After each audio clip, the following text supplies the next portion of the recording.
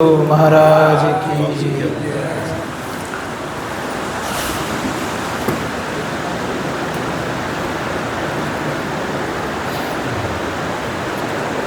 एक जगह तब बोलूँगा, प्रवचन करूँगा। सत्संग में भंडारा चल रहा था, तो सब कुछ चल गया, लेकिन रसगुल्ला का जो था, क्या कहते हैं, वो पड़ा हुआ बर्तन, वो चला ही नहीं था। तो खाने वाला सोच रहे कि रसगुल्ला चला नहीं, सब कुछ चल गया, रसगुल्ला नहीं चला। तो उन्होंने कहा कि जानते हो जी, मैं जब आ रहा था ना सत्संग में भंडारा खाने के लिए, तो रास्ते में बड़का सांप निकला। कहा कितना बड़ा? कहा वो वहाँ से यहाँ तक, वो रसगुल्ला से यहाँ तक। लोगों ने कहा अरे रे रे, रसगुल्ला चलाए रे, फिर रसगुल्ला चलना शुरू हो गया। तो उसी प्रकार से जो है ना, जिनको बोलवाना है वो गुरु महाराज बोलवा लेते हैं। हमने देखा है कि मुख से मुख व्यक्ति को भी अच्छा से अच्छा बोलवा लेते हैं। महात्मा नहीं है इसलिए अफसोस नहीं करेंगे आप लोग, कारण सोचते हैं महात्मा है नहीं, क्या बोलेंगे कौन कौन। श्री सद्गुरु महाराज की जय। मंगल मूर्ति सद्गुरु, मिलवै सर्वाधार।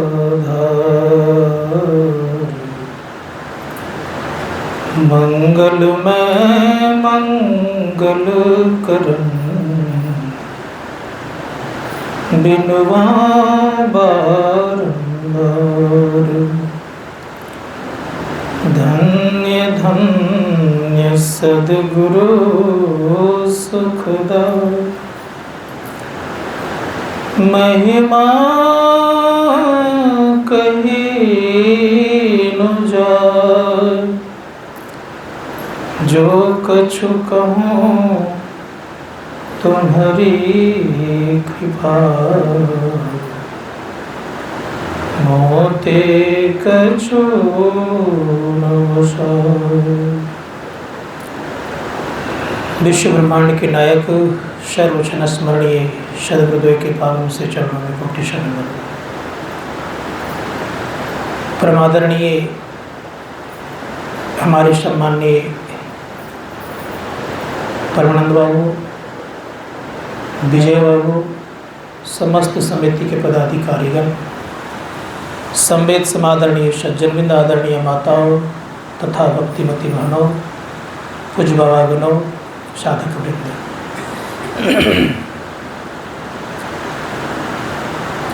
आज का प्रतिपाद्य विषय गुरु की महिमा है। गुरु के संबंध में प्रातः काल भी गुरु के संबंध में ही था। गुरु हम लोगों को कुछ दिए हैं, वो क्या दिए हैं? तो संत कबीर साहब से पूछा जाए कि गुरु ने हमें क्या दिया है, तो संत कबीर साहब कहते हैं, गुरु मोहे दिन्ही अजब जड़ी, सो जड़ी मोहे प्यारी लगत है, अमृत रसन भरी, गुरु मोहे दिन्ही अजब जड़ी। संत कबीर साहब कहते हैं कि गुरु ने मुझे एक अमृत जड़ी दी है। वो जड़ी कैसी है? का अति प्यारी जड़ी है। और प्यारी चीज को लोग कोई फेंकते नहीं है कि फेंक देते हैं? कोई नहीं फेंकते। सो जड़ी मोहे प्यारी लगत है, अमृत रसन भरी। उसमें रस कैसा भरा हुआ है? अमृत। अमृत क्या करता है? अमृत लोगों को अमर करता है। लेकिन ये अमृत मिला है किनके द्वारा? संत सद्गुरु के द्वारा। सदैव याद रखिएगा, गुरु अगर एक जगह खड़े हो जाए और दूसरे जगह आपके भगवान खड़े हो जाएं, अर्थात यूँ कह लीजिए कि आपके इष्ट देव खड़े हो जाएं और एक जगह गुरु खड़े हैं, तो क्या करिएगा आप?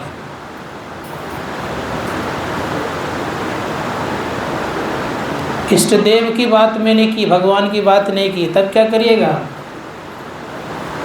एक तरफ गुरु है और दूसरे तरफ इष्ट देव है आपके, और गुरु जी ही बताएं कि इष्ट देव का ध्यान करना, तब क्या करेंगे आप? करेंगे यह काम कि इष्ट देव को प्रणाम करेंगे पहले, लेकिन हम लोग ऐसा ही करने के लिए शुरू कर दिए हैं। संत महात्मा गण कहते हैं कि गुरु ने संकेत किया है कि इष्ट देव का ध्यान करना, हम लोग चिपक जाते हैं, संकेत को मानते नहीं हैं। इसीलिए संत महात्मा गण कहा और संत कबीर साहब ने कहा, गुरु गोविंद दो खड़े काको लागों पाँव, बलिहारी गुरु आपने गोविंद दियो बताए। का कोई व्यक्ति तरक्की करेगा तो तरक्की करने वाले के जीवन में गुरु की बड़ी प्रधानता होती है। जब तक हम गुरु को नहीं सिरोधार्य सिर पर नहीं रखेंगे तब तक तरक्की होना संभव नहीं है। इसीलिए संत महात्मा गण कहते गुरु को सिर पर राखिए, चलिए अज्ञामा कह कबीरता दास को तीन लोक भयना। गुरु को सिर पर रखिए। गुरु कहते किसको हैं? ऋषिगण कहते हैं कि गुरु ऐसे नहीं बन जाते, बड़े तप करके गुरु बनते हैं लोग, बहुत तप करते हैं वे तब गुरु बनते हैं। क्या क्या उनके अंदर में तप है? सदगुरु की परिभाषा कर रहा हूँ मैं, क्या क्या तप करते हैं वो। सप्ताह के 7 दिन होते हैं ना, इस सप्ताह के 7 दिन में प्रथम दिन जो शुरू की जाती है किससे? हमारे भारतीय संस्कृति में गिनती होती थी बृहस्पतिवार से, लेकिन जब अंग्रेज आ गए तो अंग्रेज़ों ने शुरू करवा दिया रविवार से गिनना, रवि सोम मंगल बुध बृहस्पति शुक्र शनि। लेकिन परिणाम क्या था? शनि कहते हैं। तो पहले क्या होता था? तो गुरुवार शुक्रवार शनिवार रविवार सोमवार मंगलवार बुधवार इतना तक गिनती होती थी। लेकिन अंग्रेज आ गए तो उनको चर्च में जाना था, छुट्टी चाहिए लोगों को, तो घोषणा उन्होंने कर दिया रविवार की छुट्टियां, और आज भी हम लोग उस प्रथा को ढो ही रहे हैं। तो भारतीय संस्कृति की जो स्थिति थी गुरुवार से गिनती होती थी, क्योंकि गुरुवार जो है ना इसको बड़ा दिन कहता है, गुरु को बड़ा भी कहा जाता है। तो गुरु बनने की जो प्रक्रिया है संत महात्मा गण कहते हैं कि गुरुवार के बाद आता है शुक्रवार। शुक्र का अर्थ होता है वीर्य। जो वीर्यवान बनता है तो कैसे? तो कहा शनै शनै मतलब धीरे धीरे, एकाएक कोई नहीं कर सकता है। कहा जब उसके जब रक्षण करते हैं लोग तब क्या होता है? कब उनके अंदर में प्रकाश का उदय होता है। संत कबीर साहब की वाणी बड़ी अच्छी लगती इस जगह, उन्होंने कही है पानी में आग लगी अंधों को सूझे। पानी में आग लगने से तात्पर्य, शास्त्रकार कहते पानी में आग लगने से तात्पर्य होता है यह कि जब आप अंतर साधना करते हैं, अपनी संरक्षण करते हैं, तो आपकी जब ऊर्जा ऊपर की तरफ उठती है तो परिणाम ये होता है कि आपकी दृष्टि टिकती है। अब मान लिया जाए दूध है आपके पास, उसमें जामन दे दिए हैं और आप बराबर उसको हिलाते रहिए, किसको? दूध को। दही जम जाएगा आपका? नहीं जम सकता है। उसी प्रकार से याद रखिएगा, अंत प्रकाश चाहते हैं तो शास्त्रकार कहते हैं कि संयम में जिंदगी होना चाहिए। संयम में जिंदगी होगा तो निश्चित है कि आप के अंदर में स्थिरता आएगी। दूसरे शब्दों में कहना चाहूँगा, आप जानते होंगे जो फलदार वृक्ष रहता है वो डाल झुका रहता है, और जिसके पास कोई फल नहीं रहता है तो वो खड़बड़ खड़बड़ करते रहता है। तो ठीक उसी प्रकार से याद रखिएगा, जिनके मस्तिष्क में कुछ भी ओज नहीं है तो उनका दिमाग वैसे ही खड़बड़ खड़बड़ की तरह होते रहता है। तो कहा रविवार, रविवार के बाद आता है सोमवार। सोम कहते हैं अमृत को। संतों ने कहा जब प्रकाश मिलता है तो प्रकाश भी एक अमृत ही है, याद रखिएगा। और सोम का मतलब होता है प्रकाश, सोम का मतलब होता है अमृत। संतों ने कहा अमृत पान करने वाले का कल्याण होता है, और जो कल्याण अपना कर लेता है वो बुद्धत्व को प्राप्त करता है, और बुद्धत्व होने वाला ही संत सद्गुरु कहलाते हैं। तो कैसे बुद्धत्व होते हैं, क्या उपाय इसके हैं? तो ऋषियों ने कहा अंतर साधना करके बेचारे कहाँ जाते हैं? तो सूर्य की बात मैंने कही, अंत प्रकाश की बात कही।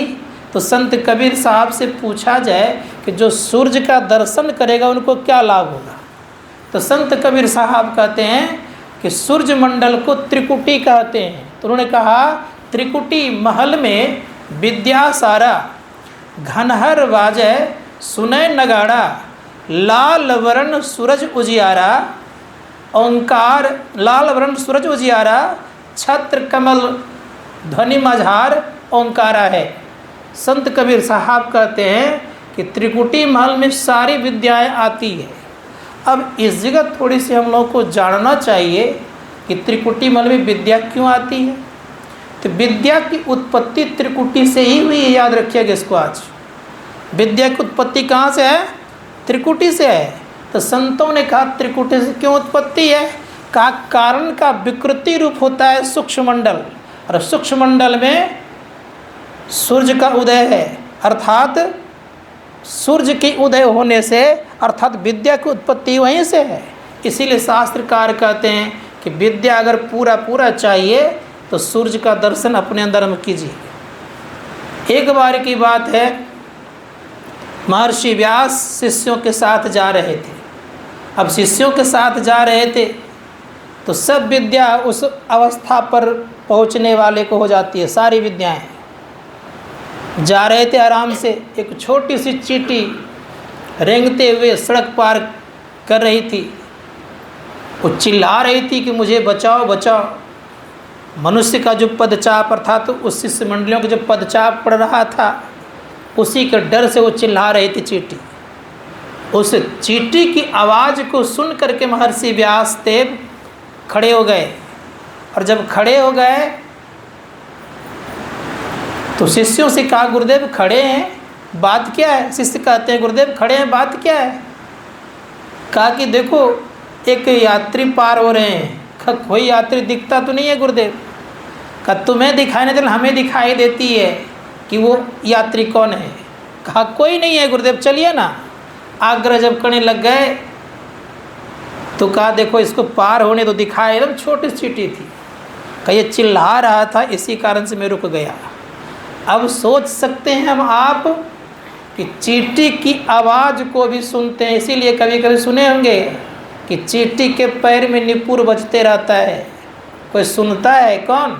तो सुनने वाला कोई गुरु ज्ञानी होता है। इसलिए कहा गगन में आवाज़ होती झीनी, कोई सुनता है गुरु ज्ञानी।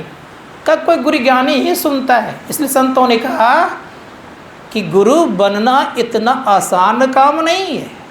इसीलिए शास्त्रकार कहते हैं कि गुरु को सिर पर रखिए, कहीं मत रखिए, और चलिए आज्ञा मान करके।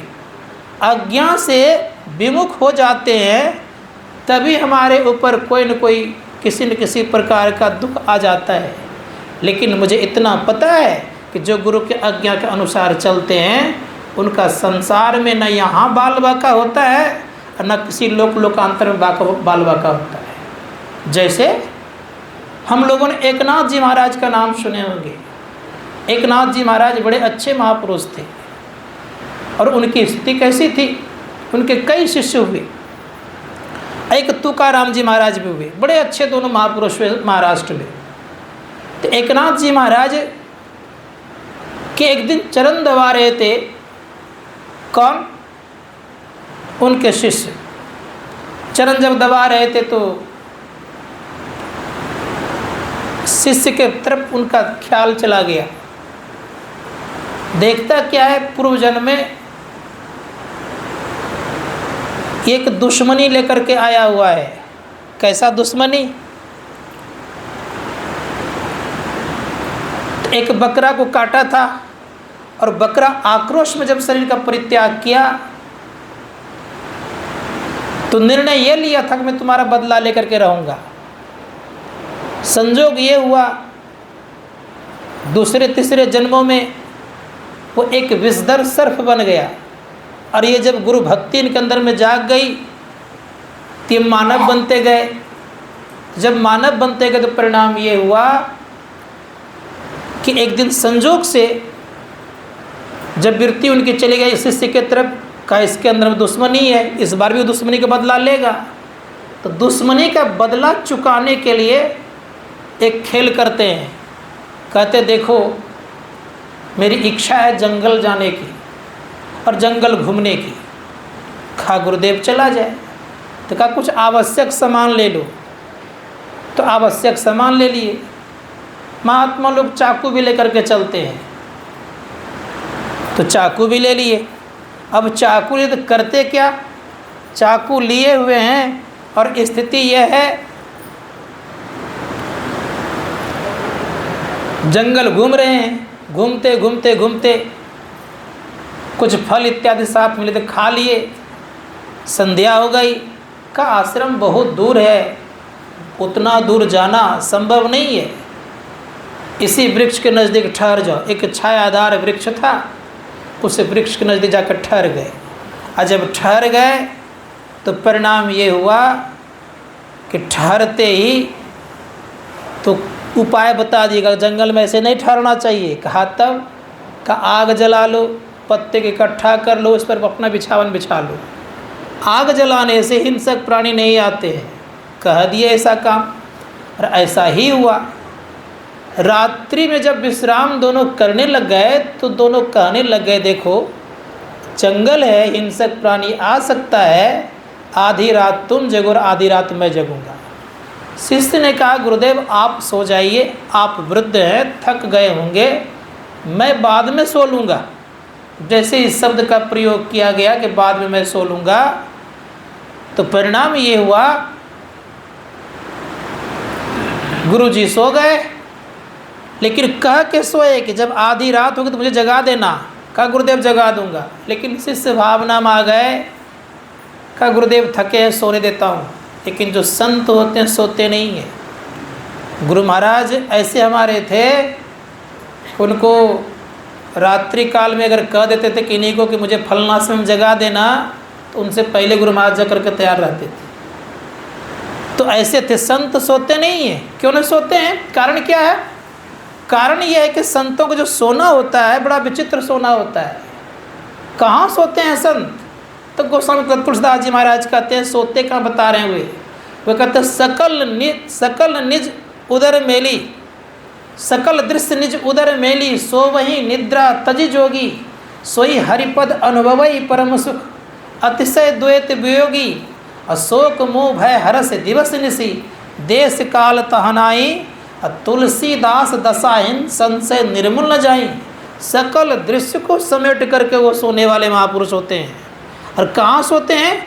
का निद्रा को तज करके सोते हैं। तो कहाँ? तो कहा मुद्रा में। याद रखिएगा, एक मूर्धा होता है, मूर्धा में अपनी वृत्ति दे देता है तो उनका सोना जगना उठना बैठना एक जैसा हो जाता है। तो संत ऐसे होते हैं। तो एक नाथ जी महाराज जग गए। कहा तुमने जगाया नहीं जी?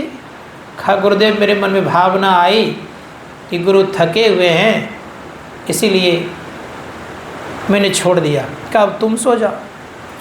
अब शिष्य सो गए। जैसे शिष्य सोए तो एक विषधर सर्प आता है और सर्प मनुष्य की भाषा में कहता है कि हे महात्मन आप हट जाइए। हटने के लिए कहते हैं तो शिष्य सोए हुए थे ही, तो महात्मा जी पूछते क्यों हटने के लिए कहते हो? कब मेरी दुश्मनी इससे है और आज से नहीं है, जन्म जन्मांतर दुश्मनी है। इसीलिए सदैव याद रखिएगा कि जन्म जन्मांतर दुश्मनी है तो मैं क्या करूं, कोई उपाय तो नहीं है।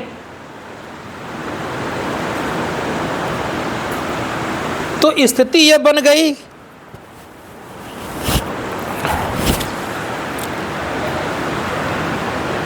कि सो गए। सो जाने के बाद फिर से कहते हैं कि महात्मा जी हट जाइए, हम इनके गले का गरम गरम खून पीऊँगा। महात्मा जी कहते हैं कि मेरे गले का गरम गरम खून पी लो।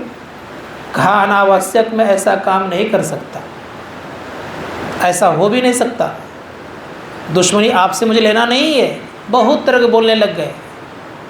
अंत में कहा एक काम करो, मेरे को डंस लो। कहा वो भी नहीं होगा, नहीं माना। कहा जब भी मैं खून पीऊँगा तो इसके गले का खून पीऊँगा। सर्फ ने जैसे इस बात को कहा, एकनाथ जी महाराज ने क्या किया, सीने पर चढ़े, चाकू निकाल लिए, किससे, थैले से, शिष्य के गले के एक नस फाड़ दिए। पत्ता था बड़ा बड़ा, उस पत्ते को तोड़ के दोना बना करके सर्फ के आगे दे दिया। और सर्फ के आगे दिया, जब वो खून पी लिया तब वहाँ से वो चला गया। जब चला गया तो धोती फाड़ करके बैंडेज कर दिए। अब तब तक प्रातः काल हो गया, गुरु और शिष्य दोनों जाने लग गए। तो एकनाथ जी महाराज पूछते हैं कि एक बात बताओ, जब तुम्हारे सीने पर मैं सवार था, मेरे हाथ में कटारी थी, क्या तुझे भय नहीं लग रहा था? तो शिष्य कहते हैं गुरुदेव, भय तो तब लगता जबकि अधकचरे गुरु होते। पक्के गुरु के सामने तो भय की कोई बात तो होती नहीं, वो तो जन्म जन्मांतर के दुश्मनी को मिटाते हैं। इसीलिए मैं बिंदास पड़ा हुआ था, इसलिए मुझे कोई परवाह नहीं था। जो व्यक्ति गुरु के चरणों में अपने आप को हवाले कर देता है, उनका योग क्षेम गुरु ही करते हैं। कितनों उनके ऊपर बाढ़ या महाबाढ़ आ जाए, या उनके पर आंधी और तूफान आ जाए, संसार के तमाम लोग उलट जाए, लेकिन याद रखिएगा, अगर उन्होंने गुरु को सौंप दिया है तो गुरु उनके बाल बाका नहीं होने देंगे। इसलिए संत महात्मा गण कहते हैं, अगर गुरु चाहेंगे उनसे करवाने तो सब काम करवा भी लेंगे। दुनिया के लोग नहीं भी चाहेंगे, अगर गुरु चाह लेंगे तो सब काम करवा के रखेंगे। इसीलिए सब कुछ गुरु पर सौंप दीजिए, सब कुछ समर्पण कर दीजिएगा।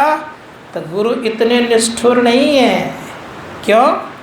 गुरु कुछ न कुछ दे करके ही छोड़ेंगे आपको, याद रखिएगा। कितनों मालिक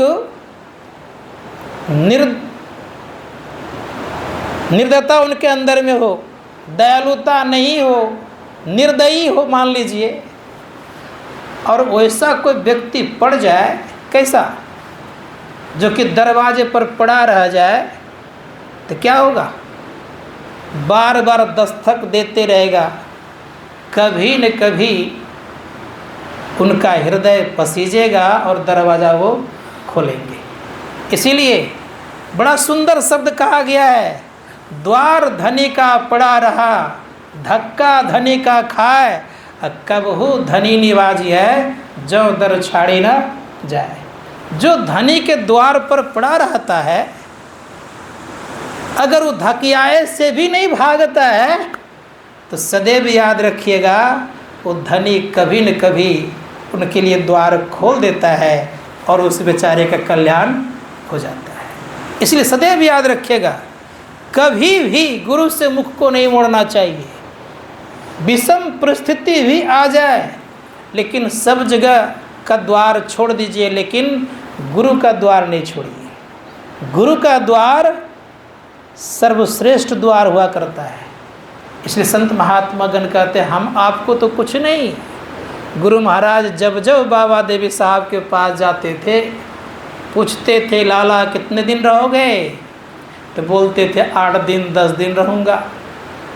उसके पहले से गुरु महाराज को डांटना फटकारना शुरू कर देते थे।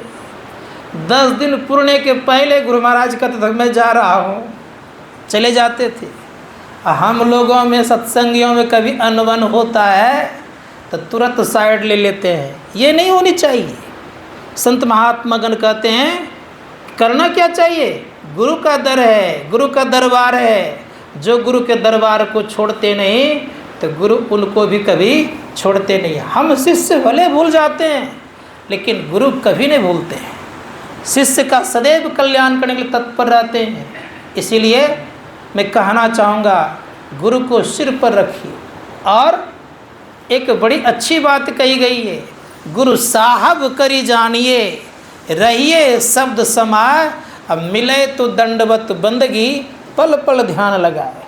संत महात्मा गण कहते हैं गुरु को परमात्मा जान के करना चाहिए।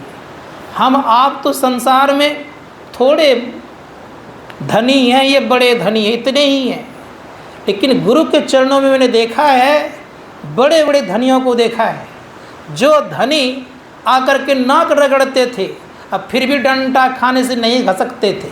ये देखने को मौका मिला है मुझे कई बार फटकार लगा है। संत महात्मा गण कहते हैं जो गुरु के दरबार को पकड़ करके चलते उनका बाल बाका नहीं होता है। इसलिए सदैव याद रखिएगा कि धक्का भी दे दे, फटकार भी दे, तब भी ऐसे गुरु का दरबार छोड़कर कहीं जाना नहीं है। लेकिन हम लोग कभी कभी भटक जाते हैं, भटकना नहीं चाहिए। एक बार की बात बताऊं मैं, परम पूज्य गुरुदेव को कई बार जब कह गए तो एक दिन खुद बाबा देवी साहब कहते हैं कि लाला तुम तो बोलता है कि इतना दिन तक रहेंगे, कभी तो रहते नहीं हो, उसके पहले ही चले जाते हो। तो गुरु महाराज ने निर्णय लिया कि अब आज से कभी कहूँगा ही नहीं कि इतना दिन रहूँगा, जितना दिन रहना होगा उतना दिन रह लूँगा, लेकिन बोलूँगा नहीं। और तब से गुरु महाराज कभी नहीं बोलते थे कि इतना दिन मैं रहूँगा। अब विचार कर सकते हैं, क्योंकि समझ गए थे कि देख टिकता है कि नहीं टिकता है। लेकिन टिकते टिकते जब टिक गए तो बड़ी अच्छी बात कही गई है। क्या? चरणदास जी महाराज ने कहा, हरि सेवा कृत 100 बरस, गुरु सेवा पल 4, तो भी न बराबरी वेदन किया विचार। ये कौन सी बात है? ईश्वर परमात्मा की सेवा 100 वर्षों तक, और गुरु की सेवा पल 4, अब फिर भी करे तो भी न बराबरी वेदन किया विचार। पूज्य भगीरथ ने जिज्ञासा की कि गुरुदेव ये पल 4 क्या है? गुरु महाराज कहते 2 अर्थ बताए उन्होंने। कहा सुनो, मैंने थोड़े देर के लिए स्थूल सेवा गुरु की थी, कुछ कमी देखते हो जी? कुछ भगत कहते हैं कि नहीं। का और थोड़ा सुनो, ये पल 4 की जो भक्ति है, अगर जिनकी दृष्टि टिक जाती है तो समझ लेना इससे और बड़ी कोई भक्ति नहीं है। तो 2 अर्थ है। संसार में आपको अगर गुरु की आपने सेवा थोड़े देर भी कर लिए तो आपको कोई चीज़ कमी नहीं मिलेगी। इसी संत महात्मा गण कहते हैं कि गुरु की भक्ति मन लगा करना चाहिए। गुरु की भक्ति, गुरु महाराज कहते हैं, गुरु की भक्ति साधु की सेवा बिनु नहीं कछुओं पाई हो। जब तक हम गुरु की भक्ति नहीं करेंगे, साधुओं की सेवा नहीं करेंगे, तब तक जीवन में कुछ मिलने वाला नहीं होता है। इसीलिए आप इतिहास उठा कर देखिए, जितने बड़े बड़े महापुरुष हुए सबों ने गुरु की भक्ति की है। गुरु की भक्ति में अटूट श्रद्धा होनी चाहिए।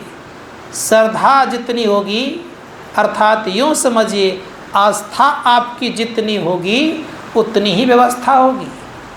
आस्था में कमी, व्यवस्था में कमी। आस्था में डमाडोल, व्यवस्था में डमाडोल। आस्था ज़्यादा से ज़्यादा, व्यवस्था में ज़्यादा ज़्यादा। इसलिए संतों ने कहा आस्था को बढ़ाइए।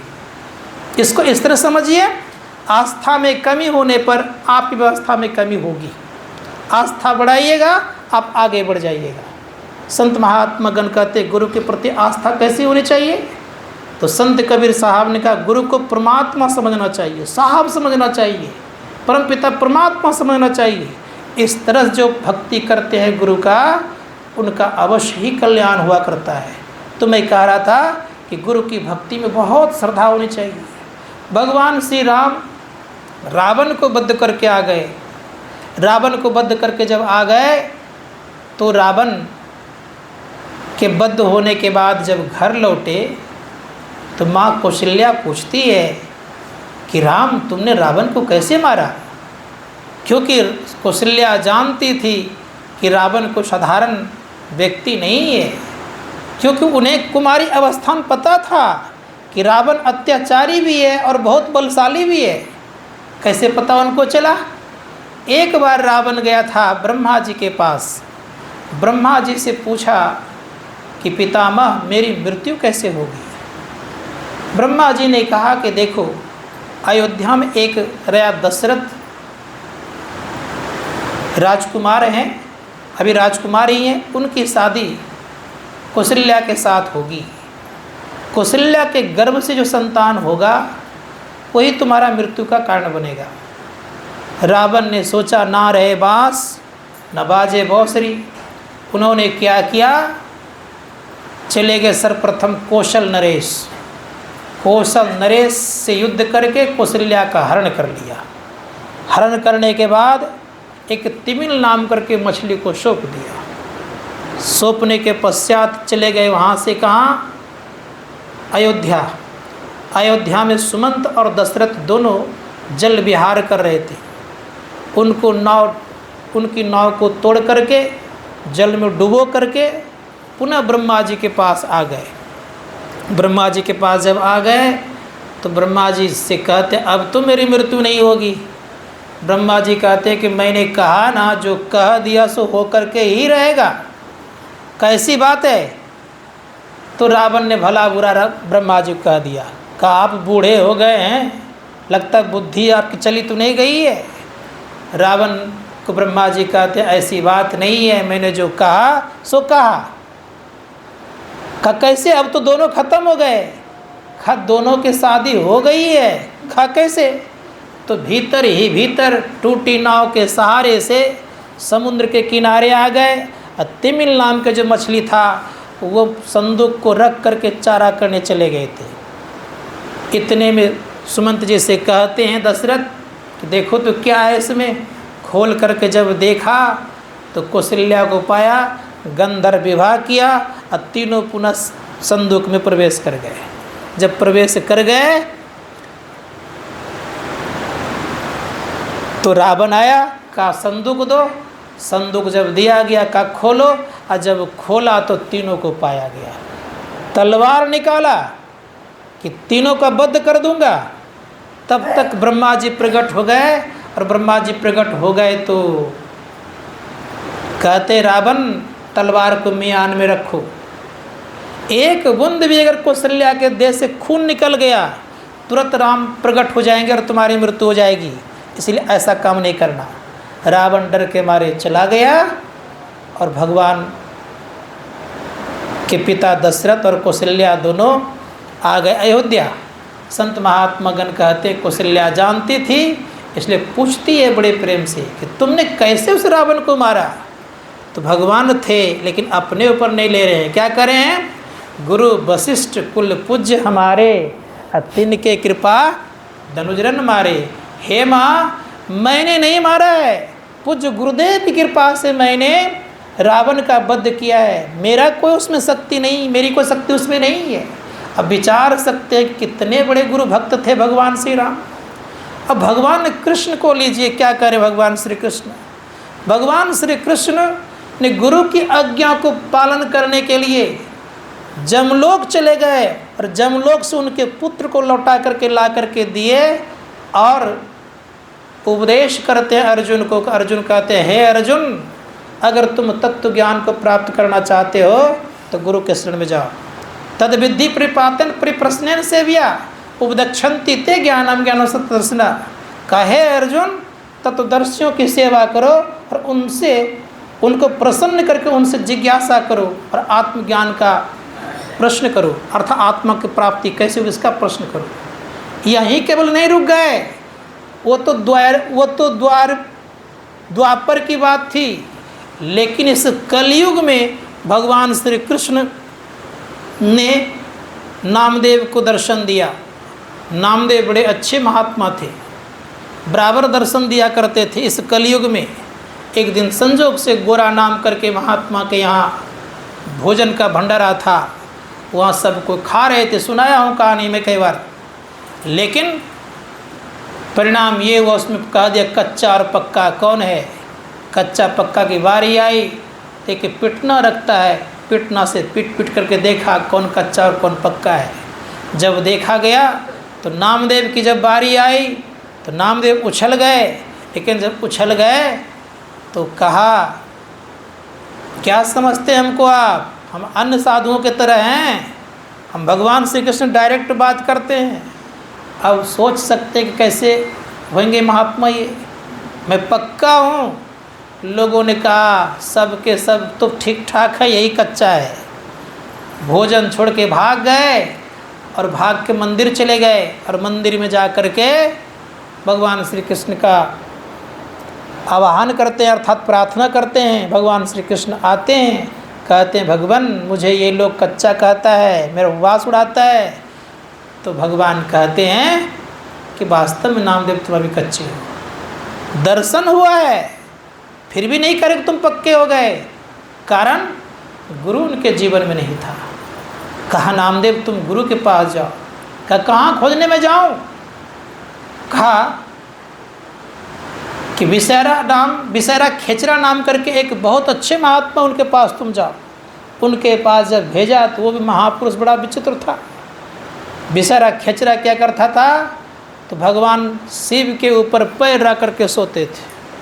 और ये बेचारा गया, कौन नामदेव जब गया तो जाते ही देखता है कि शिवलिंग पर पैर रख कर सोया हुआ है। अब इसके मन में होता है कैसे जगह मुझे भेज दिया ये, मैं तो सोचा था कि कोई अच्छे ज्ञानी होंगे। ज्ञानी आदमी के यही लक्षण होता है कि भगवान के ऊपर पैर रख कर सो जाए। अब परिणाम ये हुआ, उसी को डांटने लग गए, कहा आपको ज्ञान नहीं है, शिवलिंग पर पैर रखे हुए हैं। तो खेचरा महाशय कहते हैं कि जहाँ शिवलिंग नहीं है ना वहाँ पैर रख दो, जहाँ शिवलिंग नहीं वहाँ रखा, जिधर उधर शिवलिंग हो जाता था। अंत में हार गए और फिर उनसे दीक्षा लिए, तब उनका कल्याण हुआ। तो मैं कहना ये चाह रहा था कि हम लोगों को ये ज्ञान होना चाहिए गुरु कैसे होते हैं। गुरु के अभाव में याद रखिएगा, आकाश मार्ग से जाने वाले सुखदेव मुनि स्वर्ग स्व शरीर लेके गए, लेकिन स्वर्ग जाते हुए भी उनका दरवाज़ा बंद हो गया स्वर्ग का। वहाँ से घूम कर के आए तो पिता को कहते आप मेरे गुरु बन जाइए। पिता ने कहा मैं तुम्हारा गुरु नहीं बनूंगा। परिणाम क्या हुआ, उसमें जनक जी पहुँचे महापुरुष थे, उनके पास भेज दिए। और 1-2 दिन नहीं, बृहदारण्यक उपनिषद में लिखा है कि 21 दिन तक द्वार पर खड़ा रखा उनको, और 21 दिन तक बेचारे भूखे प्यासे पड़े हुए हैं। और 21वां दिन जब भोजन का समय हुआ तो भोजन लेके आया, खूब सुंदर भोजन है, लेकिन भारी भरकम तलवार